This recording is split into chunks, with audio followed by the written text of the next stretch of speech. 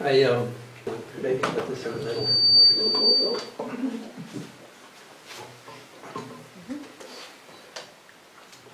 Okay. There, we get set up. Okay.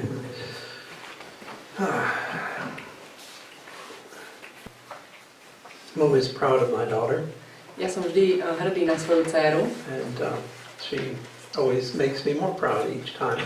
A za každým som ešte viac na ňu hrdý. Keď má príležitosť, tak ma robí hrdý. Grateful for a family like we have. A som vďačný za rodinu, akú máme. I'm thankful that you all could come today. And som vďačný za to, že ste mohli všetci prísť. I pray that the Lord will use this to help your lives, and maybe you can use that then to help other people. A tak dúfam, že Boh to použije na to, aby to pomohlo vašim životom a potom môžete pomáhať aj iným. So today we're speaking on sacred and secular. Dnes budeme hovoriť teda o svetskom a svetom a svetskom. And it's such a broad subject. A je to taká široká téma. I was remembering a poem written many years ago by Elizabeth Barrett Browning. Spomínam si na jednu báseň, ktorú pred nejakými rokmi napísala Elizabeth Browning. And she wrote it to her husband. A napísala ju pre svojho manžela. Robert Browning. Robert Browning. And it begins, how do I love thee, let me count the ways.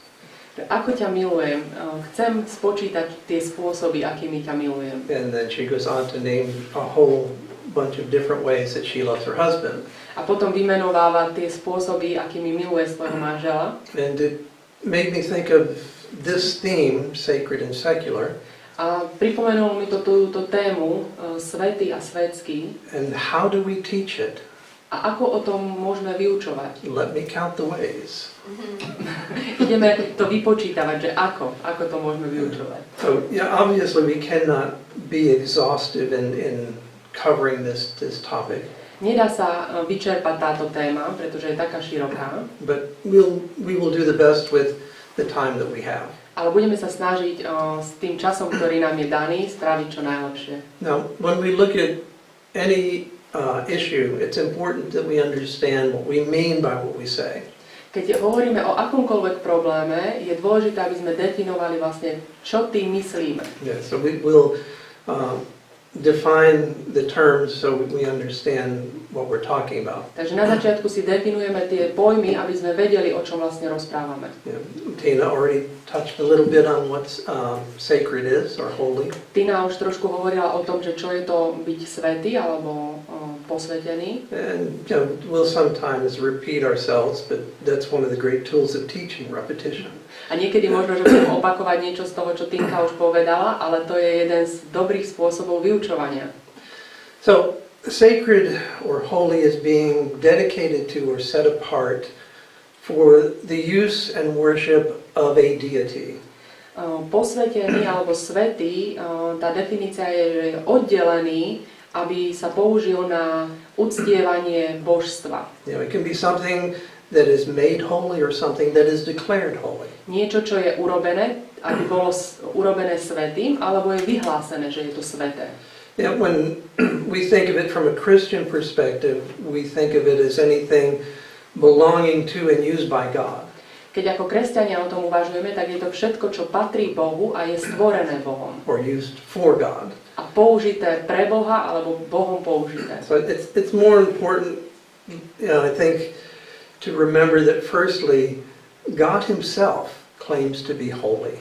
Veľmi je dôležité, aby sme si uvedomili, že v prvom rade Boh o sebe hovorí, že je svätý. Leviticus 11:45. Levitikus 11:45.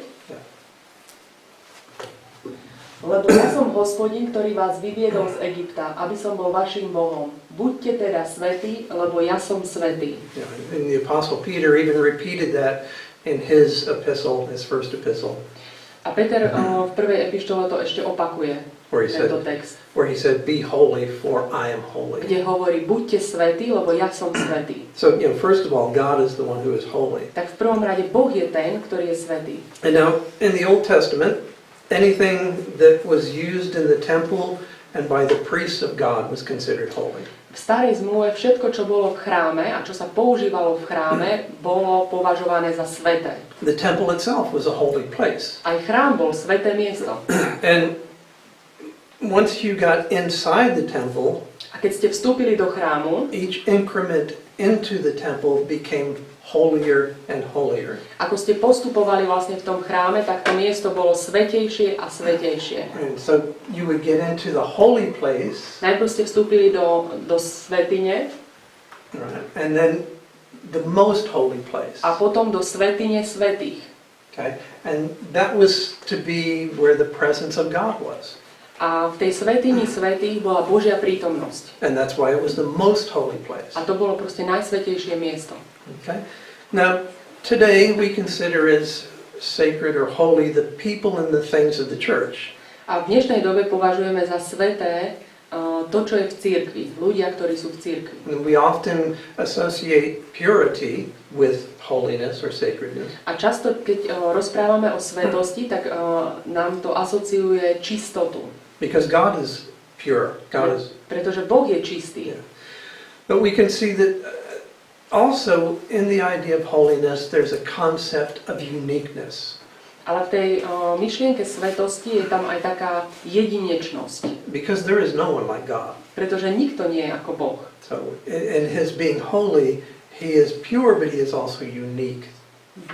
A v tom, že on je svätý, je čistý, ale takisto je jedinečný. And really he wants his people also to be unique. A on chce, aby aj jeho ľudia boli jedineční. As well as he wants us to be pure. Takisto ako chce, aby sme boli čistí. Okay? Now, if as Christians we use our definition, sacred is that which is associated with the God of the Bible. Keď my ako kresťania používame tú definíciu, že posvätený má niečo spoločné s Bohom Biblie, Then that brings up a question.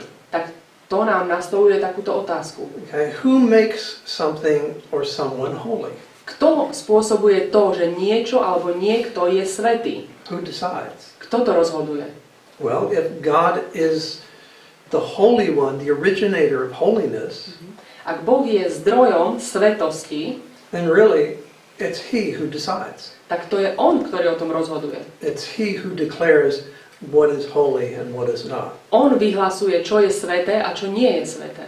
And so He can say that I want these things to be holy for my purpose. On môže povedať, že ja chcem, aby tieto veci boli sväté na môj účel, na ktorý si ich použijem.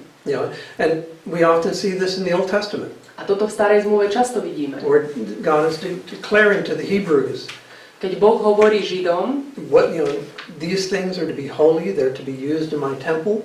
hovorí tieto veci alebo tieto nádoby budú sväté a budú sa používať v mojom chráme. And these things are not holy, these are the things that defile. A tieto veci nie sú sväté a znesvedcujú vlastne. He even named the tribe of Levi as being his holy people. Boh pomenoval Levitov ako svoj svätý ľud. Because they were set apart to serve him in the temple. Lebo oni boli oddelení a mali slúžiť v chráme. So then anything that God declares is holy, that is holy, that is sacred. Čokoľvek, čo Boh vyhlási za sväté, tak to je proste sväté. Now, I think it's important to understand this because down through history many people have declared certain things or certain people as sacred or holy. Je to dôležité pochopiť, lebo v histórii ľudia vyhlasovali rôzne veci za sväté alebo za posvätné. When in fact that is not necessarily so. Aj keď v skutočnosti neboli sväté. Or really, did they have the authority to declare what was holy? V prvom rade mali vôbec autoritu na to, aby niečo prehlásili za sväté? I don't think so. Nemyslím si to. So, who are saints? Kto sú svätci? Alebo svätí ľudia? So, sometimes we hear this term about, Saint Peter or Saint Paul. Niekedy počujeme tie názvy, že svätý Pavol alebo svätý Peter. And really, they are saints. A oni naozaj sú svätci. But who are saints generally? Ale kto sú všeobecne svätci? What are we talking? Yeah. Kresťania. Everyone who has been born again. Každý, ktorý sa narodil znova, Yeah, there we go. Yeah, all the saints there. tam sú všetci svätí. Okay. But everyone who's been born again, Každý, ktorý sa znova narodil, who has realized that Jesus Christ died on the cross for them, kto si uvedomil, že Ježiš Kristus za neho zomrel na kríži and they put their trust in his work on the cross and his resurrection, a dôveruje v to, čo Pán Ježiš vykonal na kríži a v jeho vzkriesenie, they have the Spirit of God, tak majú Ducha Božieho they have been set apart. a sú oddelení Therefore they are holy. a sú svätí. Therefore they are saints. Takže sú svätci. So everyone who is a true believer in Jesus Christ, a To je true Christian, skutočný veriaci v Ježiša Krista, skutočný kresťan. you can put saint in front of your name. Môžete si dať pred meno svätý. So we have Saint Janet there. Napríklad svätá Janet.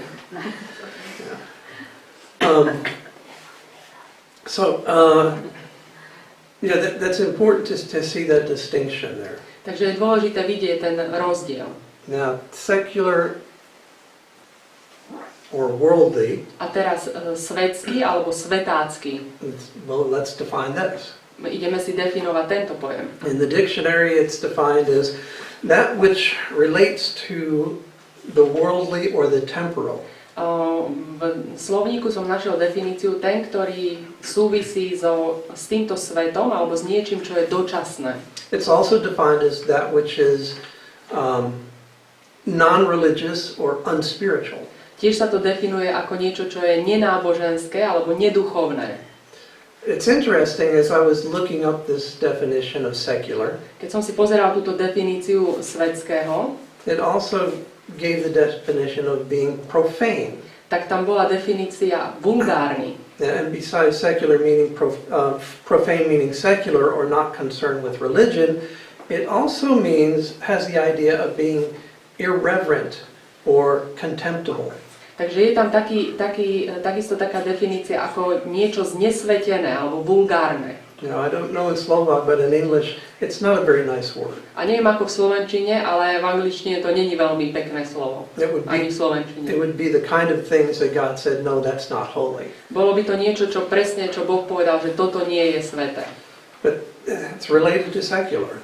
A to je definícia sekulárneho. You know, and it probably comes from the idea, an old idea, that anything that is not holy is therefore of no great value.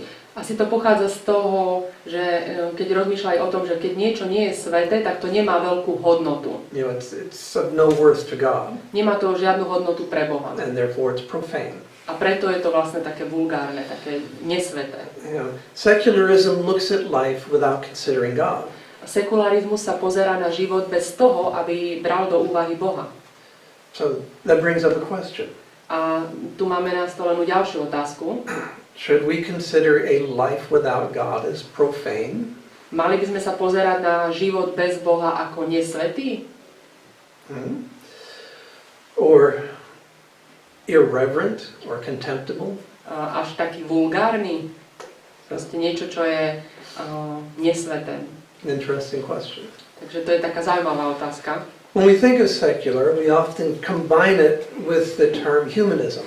Keď rozmýšľame o sekularizme, tak často je to spojené s názvom humanizmus. Yeah, so we get secular humanism. Takže dostaneme sekulárny humanizmus. And basically it's that belief in which that man is the necessary or the measure of all things. A to je vlastne presvedčenie, že človek je meradlom všetkých vecí. It's a philosophy based on human values alone. A je to vlastne filozofia, ktorá je založená len na ľudských hodnotách. It doesn't consider God. Vôbec neberie do úvahy Boha. I read about an article that Katy Perry was interviewed in. Čítal som taký článok, kde Katy Perry bolo to interview s ňou, to je taká populárna spevačka. Most of you know who she is? Viete, kto to je? Yeah, a popular singer today. Áno, je to populárna spevačka dnes. I heard that she had been raised in a Christian home. Počul som o tom, že ona bola vychovávaná v kresťanskej rodine. But in this magazine article, she said this. Ale v tomto časopise, v tom interviu povedala toto. She said, I never left him, meaning God. Nikdy som ho neopustila, myslela tým Boha. I was just a little bit secular. Bola som len trošku sekulárna. I was more materialistic and more career driven. Bola som trošku viac materialistická a zaoberala som sa svojou kariérou. You know, in other words, she was living her life without God. V podstate inými slovami povedané, žila svoj život bez Boha, Even though she professed to believe in God. aj keď vyznávala, že pozná a verí v Boha. Though she considered herself a believer in God, Ona sa považovala za veriacu, she lived a very secular humanist life. ale žila sekulárny humanistický život. You know, so it would be hard to say whether she was really a believer or not, based upon her life. Tak veľmi ťažké povedať, či ona naozaj je veriaca, keď sa pozeráme na jej život. Okay? That's enough of her. Takže to stačí, čo sa týka Katy Perry. She's not a good role model. Nie je veľmi dobrý model pre naše životy. Okay, but secular comes from the Latin for of an age. To slovo sekulárny pochádza z latinského slova z tohto veku, alebo z nejakej generácie. Yeah, it's like it's of a certain generation or of a certain time period.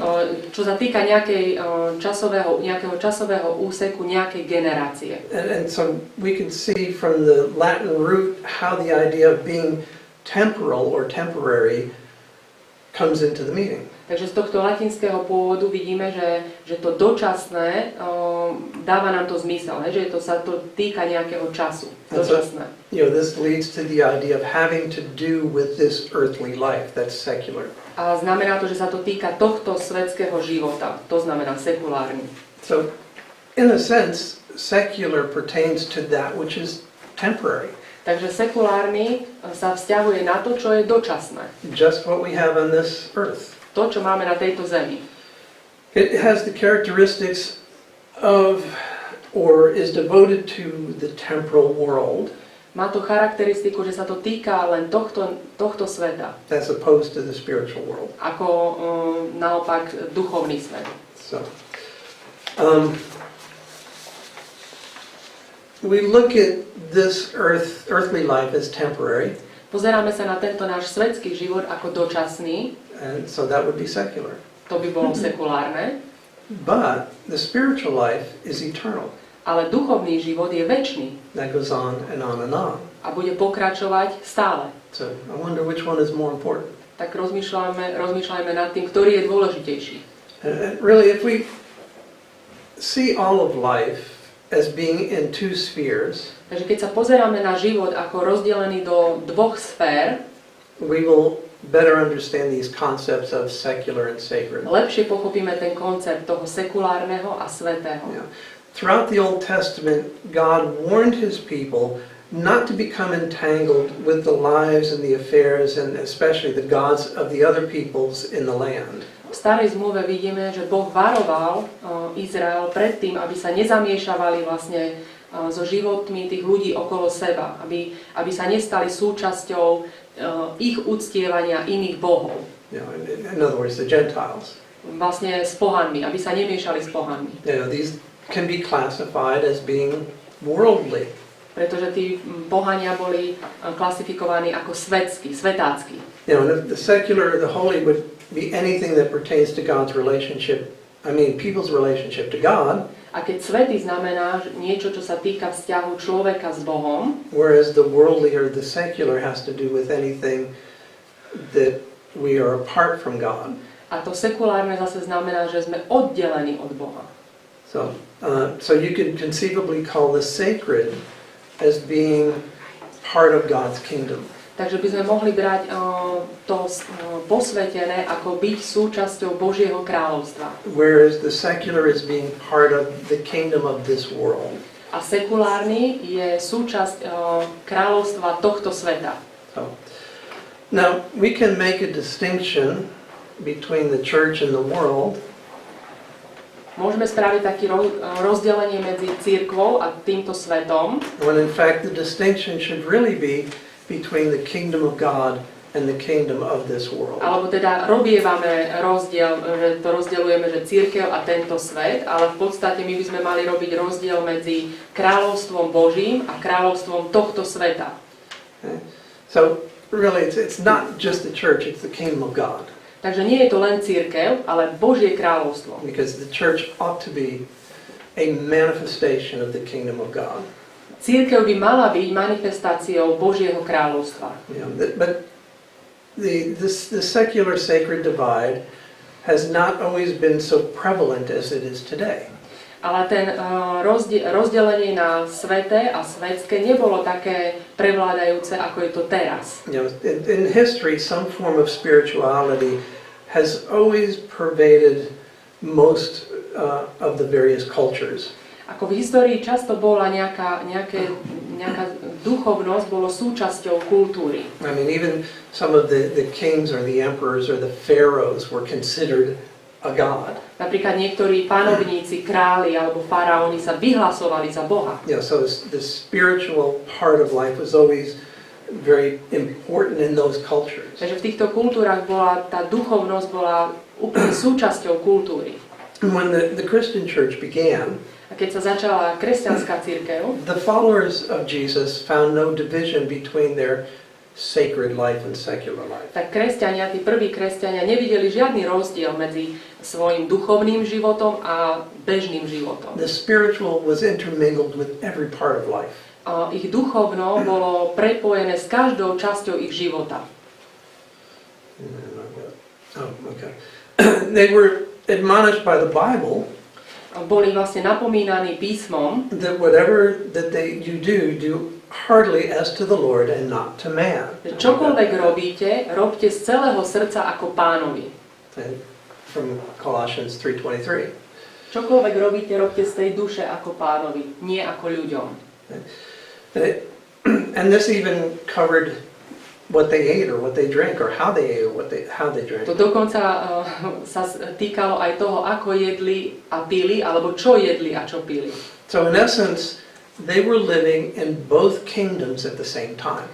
Takže lekcia pre nás je to, že oni vlastne žili v dvoch kráľovstvách naraz. They were living in God's kingdom and the kingdom of the world. Žili v Božom kráľovstve a žili aj v kráľovstve tohto sveta. And that's what God wants for us. A to je to, čo Boh chce od nás. All of life was considered with God having a major part. Na celý život sa pozerali, akože Boh má takú prítomnosť a súčasť v každej časti ich života.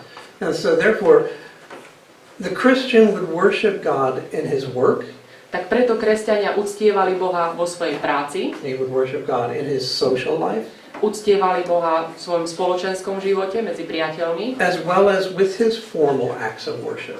A takisto aj keď formálne uctievali Boha, napríklad v cirkvi. So basically the Christian would worship God in all of his life. Takže v podstate kresťania uctievali Boha celým svojim životom.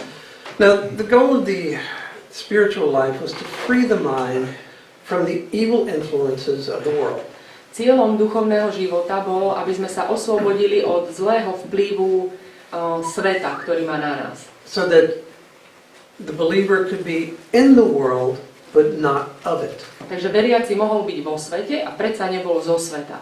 And these influences were believed to come through the body. A tieto vplyvy, verili, že tie zlé vplyvy prichádzajú cez telo. As it says in 1 John 2:16. Ako sa píše v 1. Jána 2:16. Lebo čokoľvek je vo svete, žiadosť tela, žiadosť očí a pýcha života, nie je z Otca, ale je zo sveta. Now these are the three basic temptations that everyone faces. Takže to sú ako tie tri základné pokušenia, s ktorými každý prichádza do styku. That if allowed, they can have an influence on our lives. A keď im dovolíme, tak budú mať vplyv na náš život.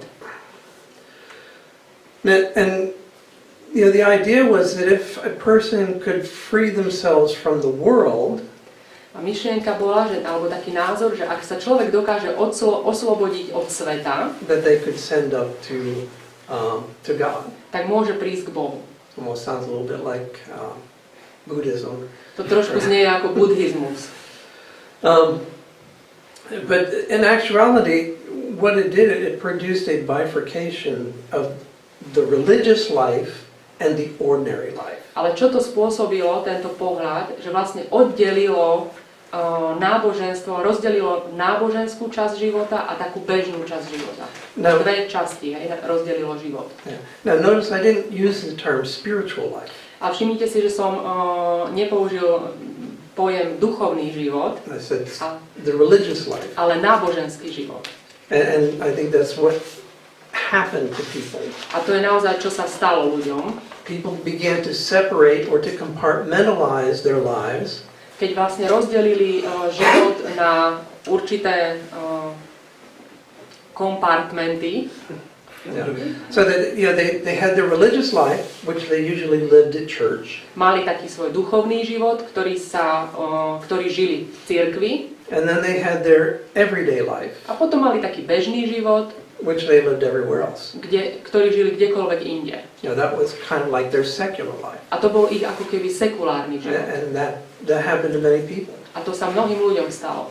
Now, down through history, Christianity became the major philosophy and influence of the Roman Empire.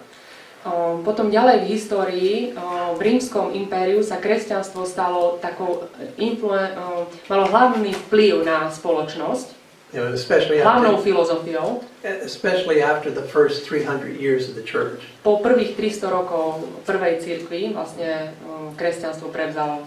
And this dominance continued on in Europe through the Middle Ages. A tento vplyv, táto preváha kresťanstva vlastne pokračovala cez stredovek. Then it went to the New World when the New World was discovered and settled. Až do novoveku, keď bola objavená Amerika. And so it was pretty much influential in Western civilization through this time period. Takže v celom tomto čase, v tejto histórii, malo kresťanstvo vplyv. Up until around the middle of the 19th century. Až do polovice 19. storočia. And, at which point we start to see other philosophies begin to make their ascendancy. Keď vidíme, že iné filozofie prichádzajú na scénu. The Age of Reason brought a lot of different ideas that started to compete with the philosophy of Christianity. A začal taký vek rozumu, ktorý priniesol rôzne filozofie, ktoré začali ako keby sa pretekať s kresťanstvom alebo s kresťanskou filozofiou. Now it must be admitted that much of Christianity was simply religion. Ale musíme uznať, že väčšina toho kresťanstva bolo vlastne len náboženstvo. It wasn't so spiritual. Nebolo to duchovné. And sometimes it was bad religion. A často to bolo zlé náboženstvo. It was not what we would consider true spirituality. Nebolo to niečo, čo my by sme považovali za skutočnú duchovnosť. It was not what we see in the New Testament describing the way the church should be. Nebolo to to, čo čítame v Novej zmluve, keď opisuje Nová zmluva, ako má vyzerať kresťanský život. Now, through this period, much of Western civilization was described as Christendom. A v tejto perióde, v tomto čase, väčšina západného sveta sa označovala za kresťanský. In other words, it would be considered Christ's kingdom on earth. V podstate sa považovala, že je to Kristové kráľovstvo na zemi. But it was really a political realm. Ale v podstate išlo len o politickú sféru. And it was made by those who were in ecclesiastical power. A bolo vlastne udržiavané cirkvou a hierarchiou cirkevnou. And they dictated the norms for society. A oni diktovali normy pre spoločnosť. And if you wanted to belong to Christ's kingdom, you followed these rules. A ak si chcel patriť do Božieho kráľovstva, tak si musel spĺňať tie normy a ísť vlastne podľa tých pravidiel. Now, also during the Middle Ages, there arose a divide between those who were members of the clergy and the common people. A počas stredoveku prišlo také jasné rozdelenie medzi tými, čo boli ako duchovenstvo a bežní ľudia. So more and more, the common people were taught to look at the clergy as the holy people. Bolo hovorené bežným ľuďom, aby sa pozerali na to duchovenstvo, na tú hierarchiu ako na svätých. And the common people? A čo tí bežní ľudia? They were just common or secular. Proste boli sekulárni, takí bežní. This also produced an authority divide. A takisto to spôsobilo rozdelenie autority. And that where the clergy was looked on as having a higher authority. kde sa pozeralo na duchovenstvo ako na vyššiu autoritu. They were the leaders of this Christendom or Christ's kingdom. Oni boli vodcami toho Kristovho kráľovstva. And even that kind of thinking can still be seen today. A aj dnes môžeme takéto zmýšľanie vidieť v spoločnosti. You know, maybe not so much in a political way as it was in the Middle Ages, Možno už nie tak v politike, ako to bolo v stredoveku, but it still shows itself in the attitude of some of the clergy and their followers. ale ešte to stále v nejakom duchovenstve medzi duchovnými môžeme vidieť, keď porovnávajú proste duchovenstvo a bežných ľudí. In September 14th of this year, 14. septembra v tomto roku there was an article by a Vaticanista. bol taký článok od Vatikány, to je taký časopis, čo vydáva Vatikán, Vatikanista. Right, that just means he's a journalist for the Vatican. On je v podstate píšu pre Vatikán. And his name is Andrea Autor Tornielli. tohto článku bol Andrea Tornielli. There we go. And he was addressing the crisis they have in the Catholic Church with sexual abuse. A písal o tom škandále, ktorý sa týka teraz katolíckej cirkvi, čo sa týka sexuálneho zneužívania. And he was speaking about an Archbishop Theodore McCarmick. A hovoril o arcibiskupovi Teodorovi Mekarikovi. And in his article he said, even for McCarmick's case, A v tom článku napísal, že čo sa týka tejto aféry Mekarika, the problem is clericalism, že problémom je klerikalizmus, the abuse of power and conscience, zneužívanie moci a svedomia, which comes before sexual abuse and is committed by people ktoré predchádza sexuálnemu zneužívaniu a je vykonávané ľuďmi, priests and bishops, kňazmi a biskupmi, who can never be considered equal to their victims, ktorí nie sú považovaní za rovní s tými svojimi obeťami, on whom they exert an influence and often a subtle or obvious form of blackmail. so svojimi obeťami, nad ktorými majú vlastne vplyv a niekedy ich či tak zľahka alebo úplne jasne vydierajú alebo ovládajú. That's pretty strong. A to je veľmi silné vyhlásenie. But in that we can see that divide of authority Ale v tomto vidíme to rozdelenie autority. and how that some very often is abused. A to, že táto autorita je často zneužívaná potom. So you know, it's a problem that they're facing and they have to deal with. Je to problém, ktorý sa teraz týka katolíckej cirkvi a musia sa s ním nejako vysporiadať. Or, you know, and as these church leaders are considered holy, A keďže títo duchovní vodcovia cirkvi sú považovaní za svätých and they're held in high esteem and even in awe, a sú vysoko vážení, sú držaní v úcte, it causes people to lose sight of the fact that they are still, just like us, human. a spôsobuje to, že ľudia stratia zo zreteľa, že oni sú tak ako my, proste ľudia. And they have the weaknesses that every one of us have. Majú slabosti tak, ako každý jeden z nás. I really do not think there should be that divide. A myslím si, že takéto rozdelenie by nemalo existovať. Now the Reformation helped to remedy this thinking somewhat. Reformácia priniesla taký liek na toto zmýšľanie, Because they preached that the Christian life was not a call to come away from the world, alebo oni začali hlásať, že kresťanský život neznamená odísť z tohto sveta, but rather it was a call to be embedded in the world as an agent of change, ale byť vlastne v tomto svete ako agent zmeny, where you could influence the world for good and for God. kde môže ovplyvňovať tento svet pre dobro a pre Boha. They taught that the merchant, the farmer, the weaver, the homemaker were all as spiritual as the priest or the nun or the monk. Začali vyučovať, že či už to je obchodník, farmár, alebo nejaký tkáč, alebo domáca gazdina, tak sú rovnako duchovní, ako sú kňazi a mníšky. The Lutheran Church's Augsburg Confession states this about Christianity. Augsburskom vyznaní luteránskej cirkvi sa píše toto. It says, Christianity was thought to consist wholly in the observance of certain holy days, rites, fasts, and vestures. Že kresťanstvo bolo považované, alebo súčasťou toho kresťanstva bolo myslené, že musíte zachovávať určité sväté dni, nejaké obrady, pôsty, týkalo sa to nejakých rúch, ktoré nosili proste kňazi. These observances had won for themselves the exalted title of being the spiritual life and the perfect life. A tí, čo to zachovávali, tak boli považovaní za povýšených nad ostatných a oni vlastne žili ten duchovný život, ktorý bol ako keby tým dokonalým životom. And as a result of that, obedience to God was devalued. A tým pádom tá poslušnosť Bohu bola nehodnotná, znehodnotená. The text continues. Text pokračuje. The commandments of God, Božie prikázania, according to each one's calling, podľa toho, do čoho je každý z nás povolaný, were without honor. Boli bez cti.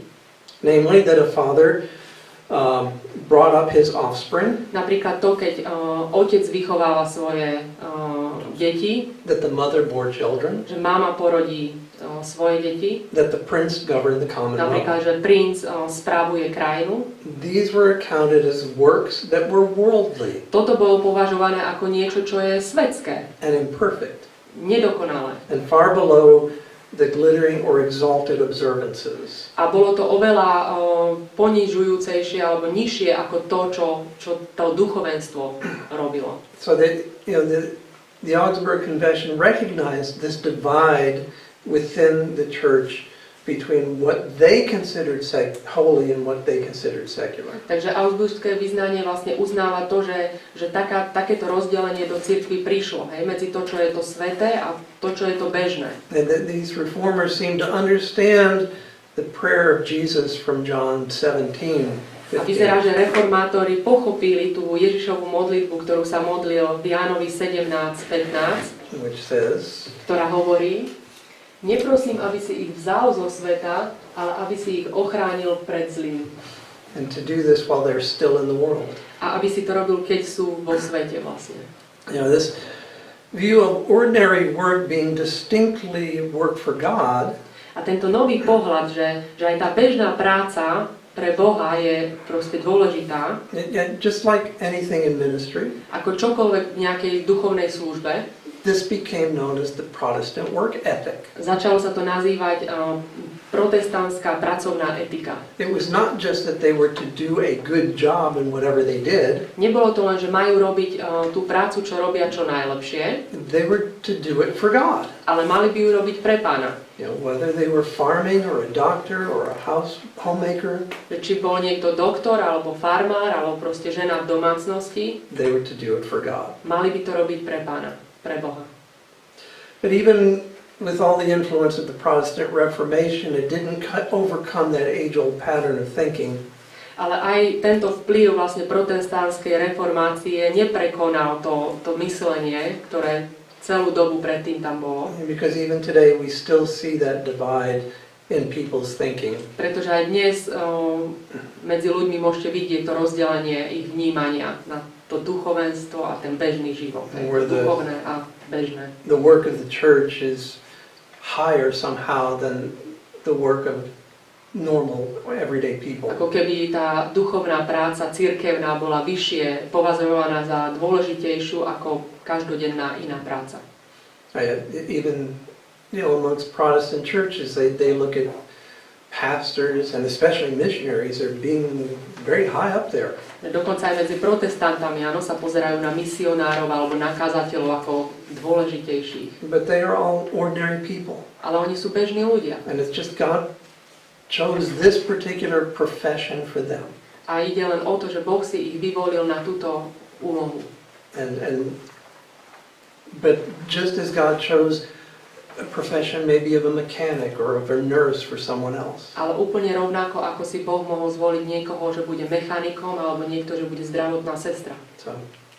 But whereas Christianity was the persuasive philosophy throughout Europe and the Americas up until the middle of the 19th century. Takže kým kresťanstvo bolo takou prevládajúcou filozofiou do začiatku alebo do polovice 19. storočia, The secular revolution quickly gained ground. tak sekulárna revolúcia, ktorá nastúpila, sa rýchlo udomácnila a prevzala vlastne tú pôdu. And eventually became the predominant philosophy of Western A civilization. stala sa predominantnou filozofiou západnej kultúry. With writings like Darwin's Origin of Species, Napríklad tými dielami ako Darwinovo Origin of Species, pôvod druhov. And this helped to accelerate secularism's influence. Takže jeho dielo pomohlo ešte urýchliť túto sekularizáciu. And it many of the major institutions of society. A vlastne pretvorilo sa väčšina takých hlavných inštitúcií v spoločnosti sa pretvorila. We see it in our public schools, Napríklad to vidíme v školstve, in politics, v politike, in the judicial system. v súdnom systéme, We see it in the media v médiách and many other things. a v rôznych ďalších oblastiach života. Christianity became sectarian. Kresťanstvo sa dostalo, začalo byť považované ako sektárske. Basically what that means is it's limited. V podstate, čo to znamená, povedali, že je obmedzené. It's limited according to the teachings of its denomination. Že je obmedzené a snaží sa len nasledovať to učenie svojej denominácie. And even though Christianity is a philosophical system, many people started to say it's just a religion. Aj keď kresťanstvo je považované za filozofický systém, mnohí začali hovoriť, že to je len náboženstvo. And so they said by nature it's narrow-minded. Takže povedali, že je vlastne také obmedzené, úzkoprsé. In contrast, they say secular philosophy, such as materialism or naturalism, A do kontrastu postavili sekulárnu filozofiu ako materializmus, it was promoted as objective and neutral. naturalizmus, ktorý je objektívny a neutrálny. And with this kind of thinking, secularism was thought to be the only perspective suitable for the public sphere. A týmto myslením nastolili takú laťku, že aj vlastne sekularizmus je jediné, čo je vhodné pre spoločenské alebo pre verejnú sféru. And this idea quickly became accepted. A tento názor sa rýchlo rozšíril. In an article by a sociologist, Christian Smith, V článku od jedného sociológa, ktorý sa volá Christian Smith, he explains that the late 19th century, the early 20th century, there was a drive to professionalize all professions. On vysvetľuje, že na neskorých 19. storočia, na začiatku 20. storočia bola snaha profesionalizovať všetky profesie. And this meant throwing off the Christian worldview. A to znamenalo vlastne očistiť ich od kresťanského svetonázoru. And adopting a secular approach. A aby boli vnímané sekulárne. Because this was touted as scientific and value-free. Pretože to sa hovorilo, že to je vedecké, hej? To je bez hodnot nejakých pripojených k tomu. And that's what they believed. A tomu verili. And so that's why they promoted it. A preto to presadzovali. Yeah, and this was nothing less than a secular revolution. A toto nebolo nič iné ako sekulárna revolúcia. Yeah, Smith said that in higher education, Smith povedal, že vo vyššom vzdelaní colleges that promoted a general Protestant worldview and moral ethic, vysoké školy, ktoré presadzovali protestantský svetonázor a morálku, they were transformed into universities sa pretransformovali na univerzity, where religious concerns were marginalized in favor of the objective, religious and irreligious pursuit and transmission of knowledge. kde náboženské veci boli marginalizované, boli vysunuté na okraj, na úkor objektívneho, nenáboženského vzdelávania, hej? Aby to vzdelávanie bolo proste objektívne, vedecké, nenáboženské. Yeah. And so you can see where they're relegating it to a religion and not a philosophy. Aby to, oni hovorili o tom, že to je náboženstvo a nie filozofia. So in other words, the subjects taught in universities were stripped of any Christian influence. Takže predmety, ktoré sa začali vyučovať na univerzitách, boli očistené od všetkého kresťanského. And there was no reference to any of their Christian origins. A nehovorilo sa o tom, že vlastne napríklad ich pôvod bol v kresťanstve. Now the article is speaking about America. Tento článok hovorí o Amerike, But of course that similar process had already been happening in Europe. ale veľmi podobný proces sa už udial aj v Európe. And it's come down to where most of our institutions of higher learning are very secularized. A aj v našich vlastne vysokých školách, vysoké školy a iné inštitúcie sú proste už sekularizované. And it's because they assume it to be neutral. Pretože tvrdia, že to je to neutrálne. And practically speaking, they're saying that they're trying to find the truth without God. Čo prakticky sa snažia povedať je, že hľadajú pravdu bez Boha. So they either deny his existence or say he's just not important. Takže buď popierajú jeho existenciu, alebo proste povedia, že nie je dôležitý. But this kind of thinking is as much a religion as is believing in God's existence. Ale toto rozmýšľanie je takisto náboženstvom, ako keď niekto verí v Boha. You know, this kind of thinking requires belief in that thinking. Keď máte takýto názor, tak tiež musíte veriť v ten názor. Tiež si to vyžaduje vieru. They have to believe what they say. Musia veriť tomu, čo hovoria. Just as a Christian has to believe in what the Bible says. Takisto ako kresťan musí veriť tomu, čo Biblia hovorí. And they kind of made their own Bible, A oni si v podstate ako keby spravili svoju vlastnú Bibliu. the Humanist Manifesto. Volá sa to humanistický manifest, alebo vyhlásenie. There are a number of things in here, and I won't read them all. Je tam niekoľko vecí, nebudem všetky čítať. But basically, the idea is they look at their way of thinking, Ale v podstate sa pozerajú na svoj spôsob myslenia, that everything points to man. že všetko vlastne ukazuje na človeka. Man is the measure of all things. Človek je meradlom všetkého, Therefore, the highest good is finding fulfillment for self. takže najvyššie dobro je nájsť vlastne také uplatnenie pre seba. And it's as much as a religion as any other. A je to v podstate náboženstvo ako každé iné. You know, they have to believe it Musia tomu veriť, in order to accept it. aby to prijali. And many people do. A mnohí to prijali. And it's far from being neutral. A je to veľmi ďaleko od toho, aby to bolo nazvané neutrálnym. It's just another way of thinking, another philosophy. Je to proste ďalšia filozofia, iný spôsob rozmýšľania. It's another religion. Je to iné náboženstvo. And it's being propagated in our societies. A je propagované v našej spoločnosti. And you know, you have to embrace it. You have to want it. A musíte to chcieť prijať. Because, and many people do. Mnohí to prijali. Why? Prečo? Because there's no God.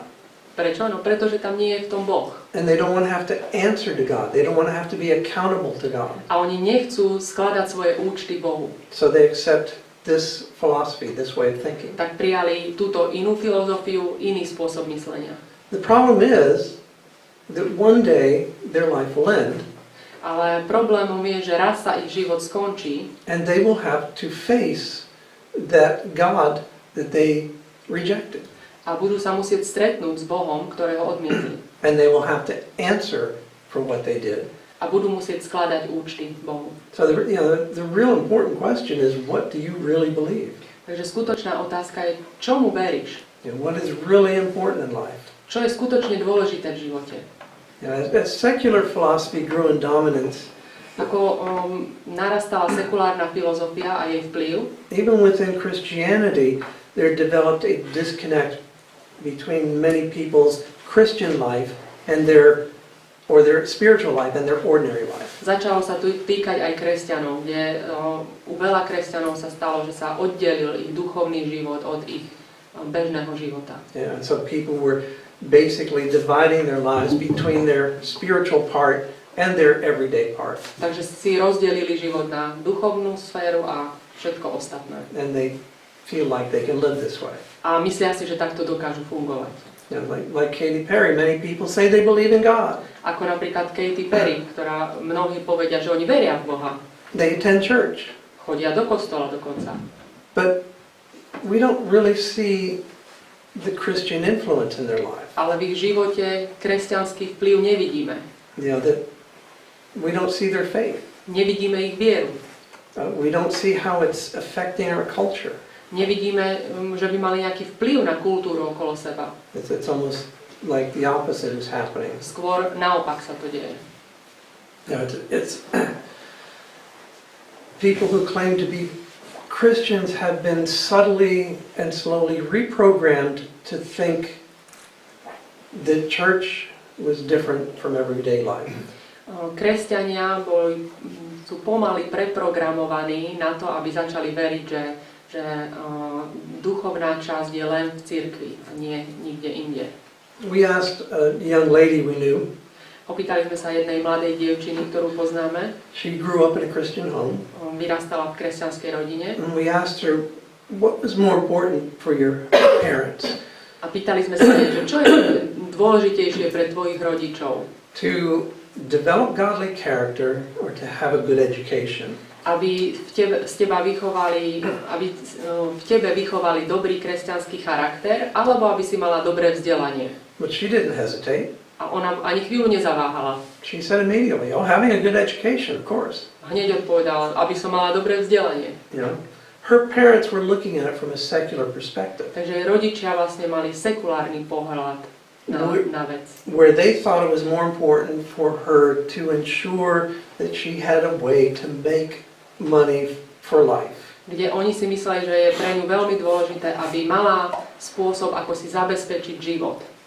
Rather than having good Christian character. Namiesto toho, aby sa snažili o to, aby mala dobrý kresťanský charakter. But think about it for a minute. Ale rozmýšľajte o tom chvíľu so mnou. If you have a good education without good character, Keď máte dobré vzdelanie bez dobrého charakteru, you may have just produced a very clever criminal. možno, že ste vychovali veľmi múdreho kriminálnika. You know, people need good character. Pretože ľudia potrebujú mať dobrý charakter. They need Christ influencing their lives. Potrebujú Kristov vplyv vo svojom živote. And unfortunately, we're getting away from that in our churches. A žiaľ, v našich zboroch sa od tohto vzdialujeme. You know, our secular society is teaching people that, you know, God may be all right, but He's not necessary. Možno, že sekulárna spoločnosť učí, že Boh môže byť v poriadku, ale nie je až taký nevyhnutný. And the fact that many people seem to live life okay without God. A veľa ľudí sa zdá, že žijú v pohode život bez Boha. They think, yeah, maybe that's true. A možno je to pravda teda, keď je to možné. But what quality do they really have in their life? Ale pýtame sa, že akú kvalitu života naozaj majú tí ľudia. How are they influencing those around them? Aký vplyv majú na ľudí okolo seba? How are they influencing their family members? Aký vplyv majú na rodinných príslušníkov? What happens to their children? Čo sa udeje s ich deťmi? What do they think when their children run off and do really bad stuff? Čo si budú myslieť potom, keď ich deti odídu z domu a pôjdu proste na zlé chodničky? Because they didn't think it important enough to make God part of their lives. Pretože si nepovažovali za dôležité, aby sa Boh stal súčasťou života ich detí. You know, we have an important responsibility. Máme dôležitú zodpovednosť And we need God's help in that. a v tomto potrebujeme Božiu pomoc. So, you know, the church we see there seems to be this dichotomy between the believer and how the believer sees life. V cirkvi, ako ju vidíme, často je taká dichotómia, také rozdelenie na dve časti, ako kresťan vidí svoj život. And we really need to see life as a whole, as a one thing. Potrebujeme sa začať pozerať na život ako jeden, ako celok. Because that's the way God made us. Pretože Boh nás takto stvoril. To be in unity, not only with one another, Aby sme boli v jednote nielen jeden s druhým, but with ourselves and God. ale aj so sebou a s Bohom. So that our whole life is influenced by God's life. Aby celý náš život bol ovplyvňovaný Bohom. The sacred and secular debate is really a moral issue. Táto debata o svetom a svetskom je v podstate morálna dilema. And the problem we humans have is defined by Scripture as a moral problem. Problém, ktorý my ako ľudia máme, sa v Biblii opisuje ako morálny problém. It comes down to the choices we make. Jedná sa o voľby, ktoré v živote robíme, ako si volíme. Are they really affected by the ideas that we believe in? Či to, čo si volíme v živote, je ovplyvnené tým, čomu veríme. I think the choices we make show what we really believe in. Naše voľby ukazujú to, čomu veríme. So, our choices are really determining whether we are living a sacred life or a secular life. Naše voľby ukazujú to, že či žijeme posvetený život alebo žijeme svetský život.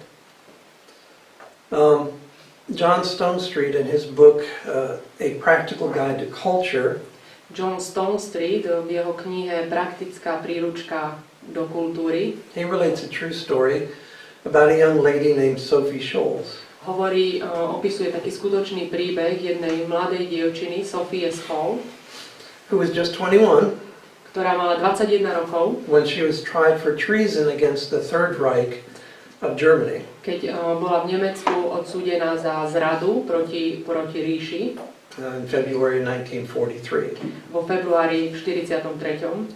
She was part of an underground resistance movement called the White Rose. Patrila k takému podzemnému hnutiu proti nacizmu, ktoré sa volalo Biela ruža. Which was against the Nazi regime. Bolo to proti nacistickému režimu. The movement was actually led by her brother Hans. A jej brat Hans bol vodcom toho hnutia. And at the trial in this German court, a pri tomto súde she made the statement, povedala, somebody after all had to make a start.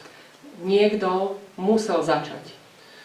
Many Christians in Germany chose to remain silent in the face of the atrocities that were committed by the Nazis. Mnohí kresťania boli ticho, aj keď videli, čo nacisti spôsobujú a čoho sú schopní. Sophie and Hans both came to personal faith in Jesus Christ at their university. Interesting. Sofia a Hans uverili a začali svoj osobný vzťah s Ježišom Kristom na univerzite. The more they learned about how to follow Christ, a keď sa učili o tom, ako nasledovať Krista, the more they realized they could not just sit back and do nothing. Čím ďalej, tým viac si uvedomovali, že nemôžu len tak sedieť a nič nerobiť. Their faith helped them, pushed them to help others. Ich viera ich posúvala k tomu, aby pomáhali ďalším. And therefore they began this resistance movement. A oni začali preto toto hnutie rezistencie. And hnutie odporu. Someone described their beliefs and also the beliefs of one of their contemporaries, Dietrich Bonhoeffer. Niekto opísal ako ich vieru a tiež ich súčasníka Dietricha Bonhoeffera. They said it this way. Povedali o tom toto. We are Christians and we are Germans. Sme kresťania a sme Nemci. Therefore, we are responsible for Germany. Preto sme zodpovední za Nemecko.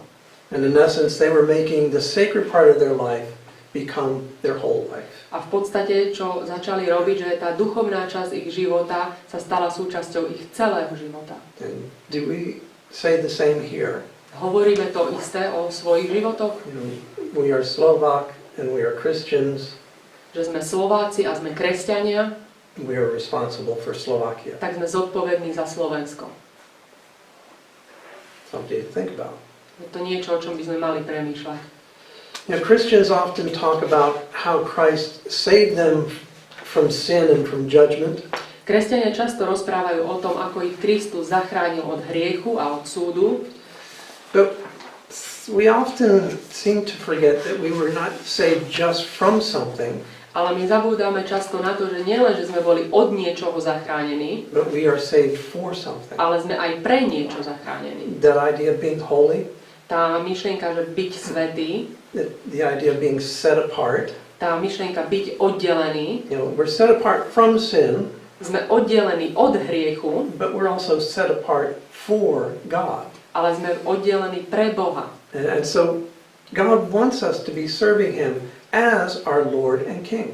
Boh chce, aby sme mu slúžili ako svojmu pánovi a svojmu kráľovi. Is He really our Lord? Je naozaj našim pánom? Are we really willing to follow His ways? Chceme naozaj nasledovať to, ako nás on vedie? A guy named Rod Dreher, Jeden pán, Rod Dreher, he wrote a book called The Benedict Option, napísal knihu, ktorá sa volá Benediktová voľba. and it's translated, Je preložená tá so kniha, you can get it. môžete si ju zadovážiť.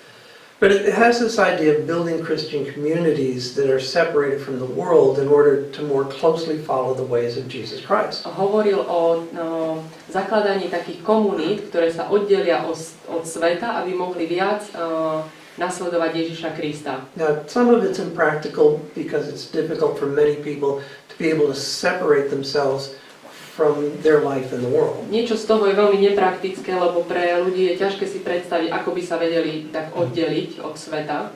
But really, one of the purposes of our local churches is to be a community.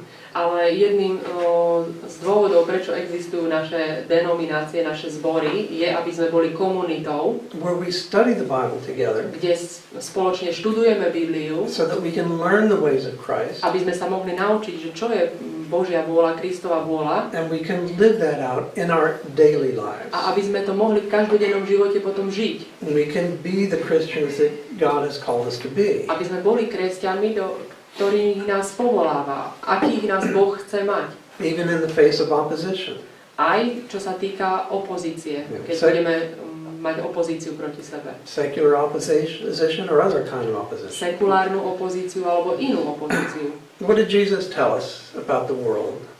Čo nám Ježiš povedal o svete? In John 15, Ján 15. Ak vás svet nenávidí, vedzte, že mňa nenávidel skôr ako vás. Keby ste boli zo sveta, svet by vás miloval. Svet by miloval, čo je jeho. Keďže však nie ste zo sveta, ale ja som si vás vyvolil zo sveta, preto vás svet nenávidí. living for Jesus Christ is not always easy. Žiť pre Ježiša nie je vždy ľahké. We're fortunate in this country. Máme šťastie v tejto krajine, We don't face a lot of opposition. že tu nemáme také prenasledovanie, That wasn't always the case. ale nebolo to vždy tak.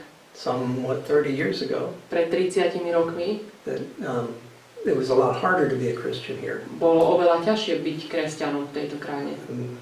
Maybe we're becoming too soft. A možno, že sme príliš mäkkí.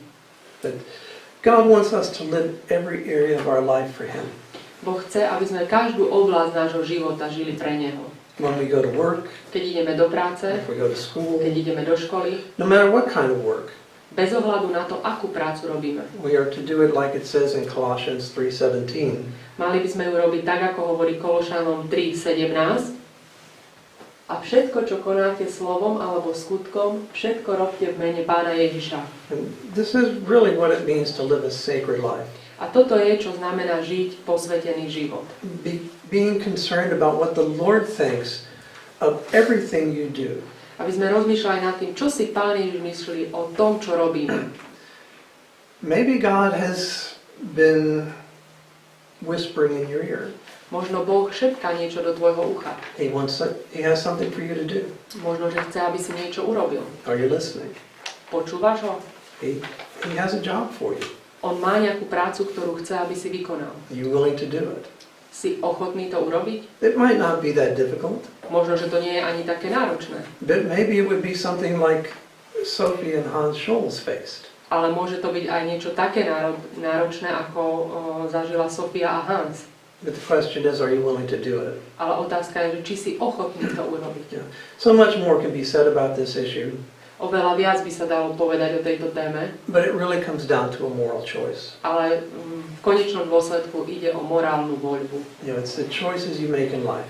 Tie voľby, ktoré robíte vo svojom živote.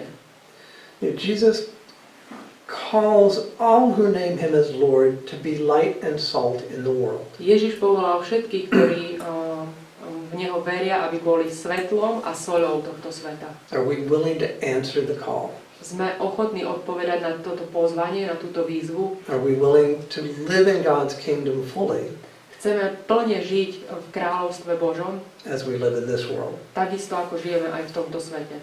Will you answer the call? Odpovieš na toto pozvanie? I'll leave you with that question. Takže chcem vás zanechať s touto otázkou. Ďakujem.